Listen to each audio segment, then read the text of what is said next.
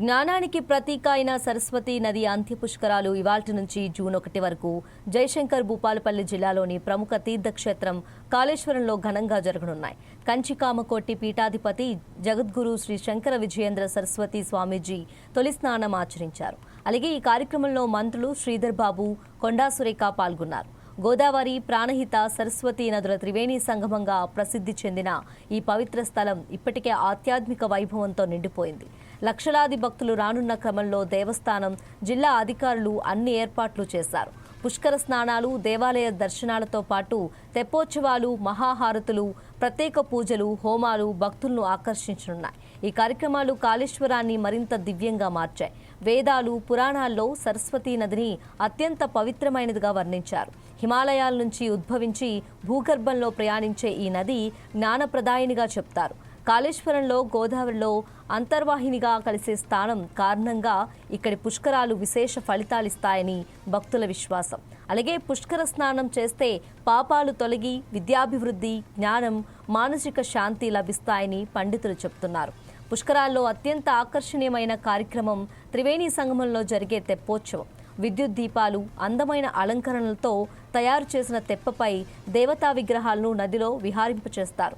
వేలాది భక్తులు భజనలు, మంగళ వాయిద్యాల మధ్య ఈ దృశ్యాన్ని ఆస్వాదిస్తారు. ఇది భక్తుల మనసులను ఆనందంతో నింపుతుంది.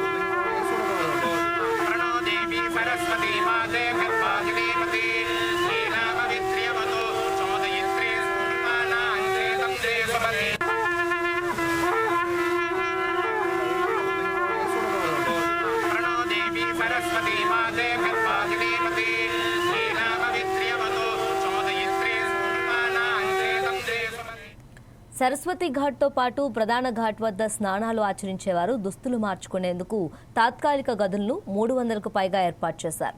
నదిలో లోతులోకి వెళ్లకుండా భద్రతా చర్యల్లో భాగంగా తాళ్లతో హద్దులు ఏర్పాటు చేశారు.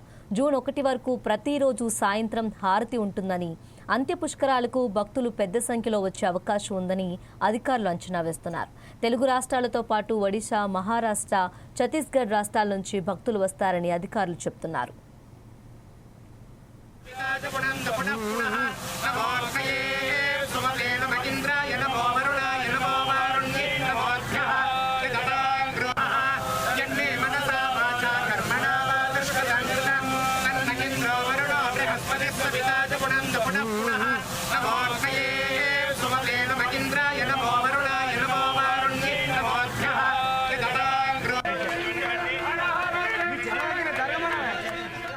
ప్రాణహిత, గోదావరి నదుల్లో అంతర్వాహినిగా సరస్వతీ నది ప్రవహిస్తున్న ప్రాంతంగా కాళేశ్వరం ప్రసిద్ధి చెందింది.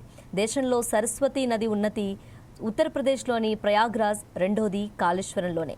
అక్కడ కుంభమేళా నిర్వహించడం ఆనవాయితీ కాగా తెలంగాణలో తొలిసారి అంత్య పుష్కరాలకు సైతం ప్రాధాన్యమిచ్చి ఘనంగా నిర్వహించేందుకు ఏర్పాట్లు చేయటం విశేషం. ఆది పుష్కరాల్లో నదీ స్నానం ఆచరించటం, పితృతర్పణాలు ఇవ్వటం చాలా ఫలితాలిస్తాయో అంత్య పుష్కరాల సమయంలోనూ ఆయా కార్యక్రమాలతో అవే ఫలితాలుంటాయని పండితులు చెప్తున్నారు.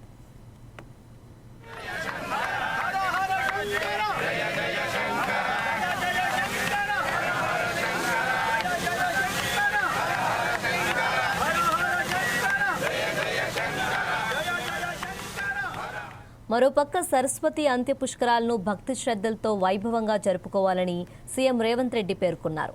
భక్తులకు ఎలాంటి ఇబ్బందులు లేకుండా ప్రభుత్వం విస్తృత ఏర్పాట్లు చేసిందని తెలిపారు. ట్రాఫిక్ నియంత్రణ, తాగునీరు, వైద్య సదుపాయాలు వంటి అన్ని రకాల ఏర్పాట్లను సమర్థంగా చేయాలని అధికారులను సీఎం ఆదేశించారు. ఎండలు ఎక్కువగా ఉన్నందున భక్తులు తమ ఆరోగ్యంపై ప్రత్యేక శ్రద్ధ తీసుకోవాలని సీఎం సూచించారు.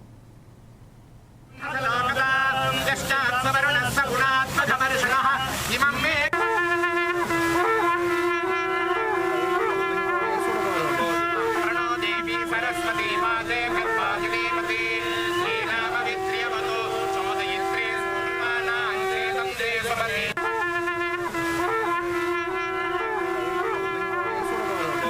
प्रणो देवी सरस्वती माते कर्माजिनीपति लीलापवित्र्यवतु चोदयित्रे स्फुटमानाञ्चेतं देशपति सरस्वती मादिवासे मधीतिभिः